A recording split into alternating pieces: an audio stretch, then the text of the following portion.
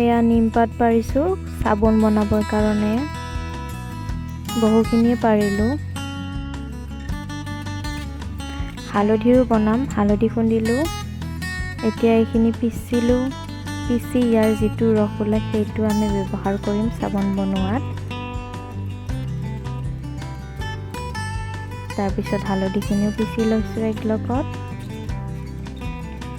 এতিয়া পানী গৰম হ'বলৈ দিছোঁ। পানীখিনি গৰম হোৱা মানে এইখিনি কাটি লওঁ সৰু সৰুকৈ। ডাঙৰ ডাঙৰকৈ দিলে নগলে সোনকালে, সেইকাৰণে সৰু সৰুকৈ কাটি লৈছোঁ। চব বেজখিনি এতিয়া ইয়াৰ ওপৰত দি দিছোঁ। এইখিনি আমি এতিয়া গলাম।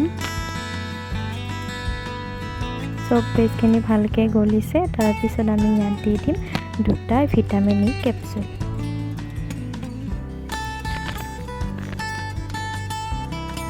লগতে নিমপাতৰ ৰসখিনি দি দিলোঁ। নাৰিকল তেল এনেকৈ লগাই ল'লোঁ।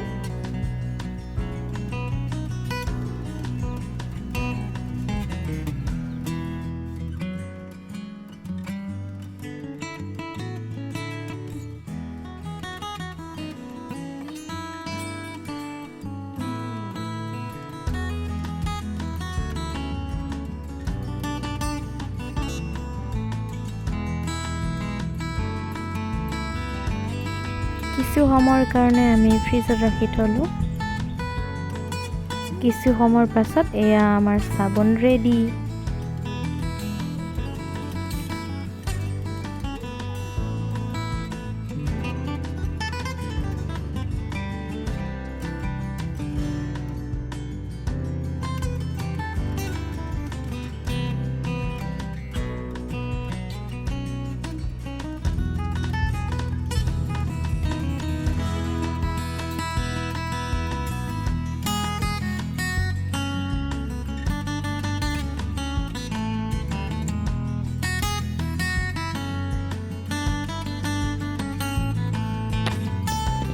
ইয়াৰ পিছত আমি হালধিৰে বনাম।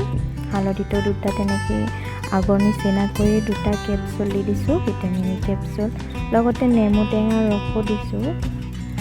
এইখিনি দেখুওৱা নহ'ল আৰু ভিডিঅ' নকৰিলোঁ।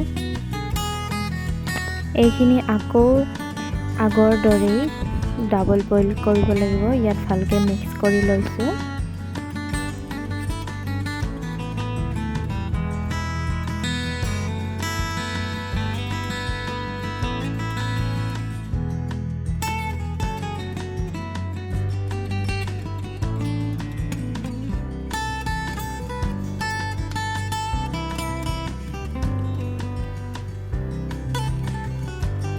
অলপ বেছি হোৱা কাৰণে এনেকৈ প্লাষ্টিকৰ গ্লাছত ৰাখি দিলোঁ এগিলাচ।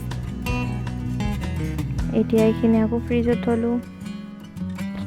কিছু সময়ৰ পিছত এইখিনি উলিয়ালোঁ।